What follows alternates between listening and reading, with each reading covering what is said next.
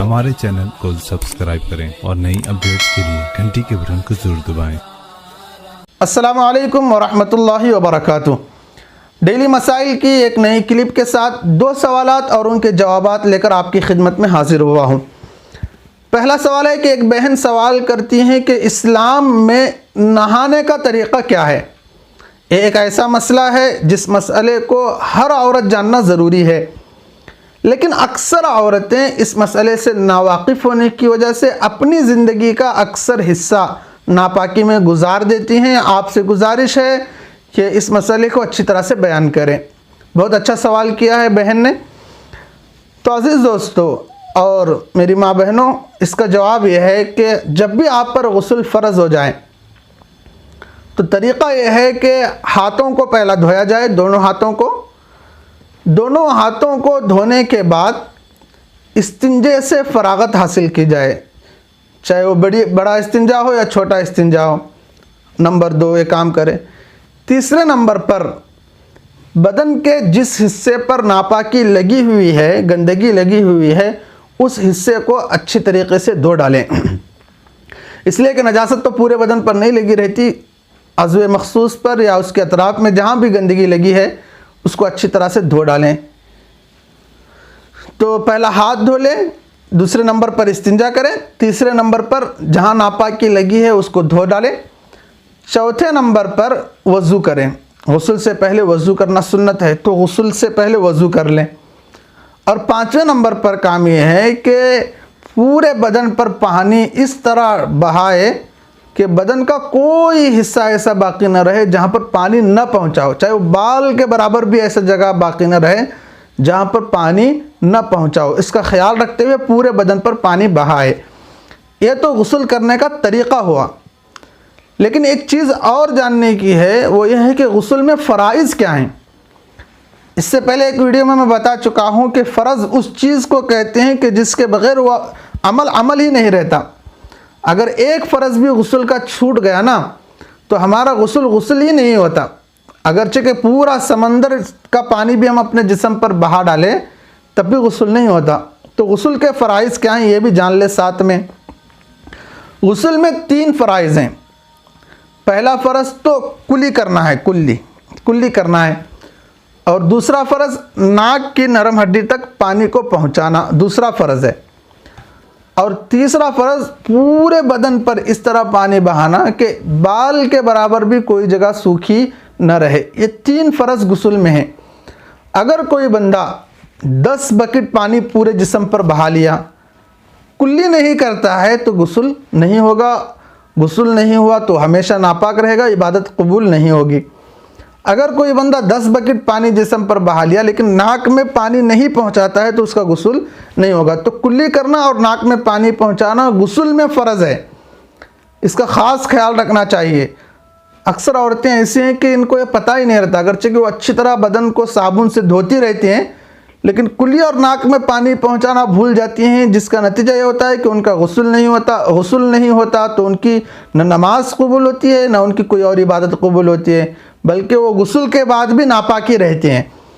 तो कुल्ली और नाक में पानी पहुंचाने का ख़ास तौर पर इसको जहन में रखें, क्योंकि गुस्ल में ये फ़र्ज़ हैं। और तीसरा फ़र्ज़ बदन के पूरे हिस्से पर पानी बहाना फ़र्ज़ है गुस्ल में।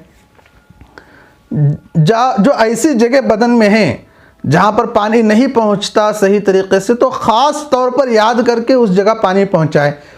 मसलन देखिए, अगर कोई बंदा अंगूठी पहना हुआ है और वो अंगूठी इतनी टाइट है कि उसको हलाए बगैर अंगूठी के नीचे पानी नहीं जाएगा, तो फिर उसको हलाना ज़रूरी होगा कि अंगूठी को वहाँ से हिलाकर पानी वहाँ पहुँचाए। हमारे मस्तूरात पाँव में जोड़वे पहनती हैं, तो अगर जोड़वे इतने टाइट फिट हैं कि भाई उसको हलाए बगैर या हरकत करे बगैर उसके नीचे पानी नहीं जाता, तो फिर उनको हरकत करके उसके नीचे पानी पहुंचाना ज़रूरी है, वरना गुस्ल ही नहीं होगा। याद रखिए, बहुत बड़ा मसला है, बहुत अहम मसला है। तीसरी चीज़ ये है कि हमारी बाज़ बहनें नाखूनों पर वो नील पॉलिश लगाती हैं। नाखूनों पर वो जो नील पॉलिश होती है वो लगाते हैं नाखून पॉलिश जिसे कहते हैं। लेकिन अक्सर उसमें देखा गया है कि वो जो नील पॉलिश, नाखून पॉलिश होता है ना, उसमें जिस्म मौजूद होता है। एक चीज़ है मेहंदी का लगाना और एक चीज़ है नाखून के ऊपर नाखून पॉलिश का लगाना। मेहंदी जो होती है ना, लगा लेने के बाद जब वो सूख जाती है और उसको धो लिया जाता है तो मेहंदी का जिस्म प्रॉपरली ख़त्म हो जाता है। मेहंदी की जो सिफत है, उसका जो रंग है, वही हमारे जिस्म, हमारे हाथ पर मौजूद रहता है और वो हमारे हाथ का एक हिस्सा बन जाता है। इसलिए मेहंदी लगाने के बाद अगर कोई वज़ू या गुस्ल करता है तो उसका वज़ू और गुस्ल हो जाता है। लेकिन जो हमारी बहनें नाखून पॉलिश लगाती है ना, वो उसका मुस्तकिल एक जिस्म रहता है।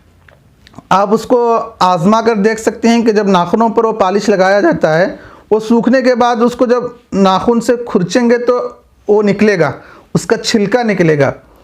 तो वो छिलका इस बात की अलामत है कि भाई उसका जिस्म मौजूद है पॉलिश का, और वो जिस्म हमारे नाखून तक पानी को पहुंचने से रोकता है। तो अगर कोई बहनें नाखून पॉलिश लगाई हैं और उन पर गुस्ल वाजिब हुआ है तो उन पर ज़रूरी है कि पहले वो पॉलिश को साफ़ करें, फिर उस जगह तक पानी को पहुंचाए। अगर ऐसे ही गुस्ल कर लिया तो नाखून पॉलिश की वजह से पानी हमारे नाखूनों तक नहीं पहुंच पाता, जिसकी वजह से पूरा बदन धोना नहीं पाया जाता, तो फ़र्ज़ नहीं पाया जाता, तो गुस्ल ही नहीं होता। गुस्ल ही नहीं हुआ तो अब कोई भी इबादत नहीं, न नमाज है न तिलावत है, क्योंकि गुस्ल और पाकी तो आधा ईमान है, इसके बगैर कोई अमल नहीं। तो बहनों से गुजारिश है कि इसका ख़ास ख्याल रखें। और एक तीसरी चीज़ ये है कि कभी गुस्ल की बहनों को ज़रूरत पड़ जाती है, गुस्ल से पहले आटा गूंथती हैं और गलती से आटा नाखूनों में फंसा रह जाता है, जिसका नतीजा ये होता है कि गुस्ल करने के बाद भी पानी अंदर तक नहीं पहुंचता, जहां तक आटा न होने की सूरत में पहुंचता था। तो इस सूरत में भी गुस्ल नहीं होगा। तो ख़ास तौर पर इसका भी ख्याल रखा जाए कि कहीं आटा वगैरह। खुलासा यह है कि कोई भी ऐसी चीज़ हमारे बदन पर है जो बदन तक पानी पहुंचने से रोक रही है, तो उस चीज़ को हटाकर वहां तक पानी पहुंचाना ज़रूरी है, इतना ख्याल रखें। तो जब ये 3 फ़राइज़ हो गए, कुल्ली करना, नाक में पानी पहुंचाना और बदन के पूरे हिस्से पर पानी बहाना, अगर इतना भी कोई कर लेता है तो उसका गुस्ल हो जाता है। और तरीक़ा वो है जो मैंने पहले बताया है। और गुस्ल से पहले वज़ू करना सुन्नत है। अगर कोई वज़ू करके ये काम करता है, गुस्ल करता है, तो बहुत अच्छी बात है। अगर कोई वज़ू के बग़ैर भी सिर्फ वज़ू के फ़राइज़ अदा करके गुस्ल करेगा तो गुस्ल तो उसका हो जाएगा। आगे देखिए, और एक सवाल है, एक भाई सवाल करते हैं कि गुस्ल में कुल्ली करना, नाक में पानी पहुंचाना फ़र्ज़ है। कोई बाथरूम में गया, उसको कुल्ली करना, नाक में पानी पहुंचाना याद नहीं रहा, एक बकेट पानी लेकर गया था, आधे से ज़्यादा बकेट पानी बदन पे बहा लिया, भाई बदन धो लिया, पूरा बदन धो लिया, अब उसको कुल्ली करना याद ही नहीं, नाक में पानी पहुंचाना याद ही नहीं, थोड़ा सा बकेट में पानी बचा है, तब उसको याद आ रहा है कि अरे मैंने तो कुल्ली नहीं की, नाक में पानी नहीं पहुंचाया। तो अब इस सूरत में वो क्या करे, यानी कुल्ली करने और नाक में पानी पहुंचाने के बाद दोबारा पूरे जिस्म को धोना ज़रूरी है, या जब याद आए उस वक़्त कुल्ली और नाक में पानी पहुंचाना काफ़ी है। तो उसका जवाब यही है कि जब आपने पूरा बदन धो लिया है और बदन के हर हिस्से तक पानी पहुंचा दिया है, तो अब जब आपको आखिर में याद आया कि कुल्ली और नाक में पानी नहीं किया था, नहीं पहुंचाया था, तो आप कुल्ली कर लें, नाक में पानी पहुंचा दें, आपका गुस्ल हो जाएगा। आज के लिए इतना काफ़ी है। इंशाल्लाह अगले क्लिप में कुछ और सवालात और उनके जवाबात लेकर आपकी खिदमत में हाजिर होऊंगा। अब इजाज़त चाहता हूँ। अस्सलामु अलैकुम व रहमतुल्लाहि व बरकातुहू।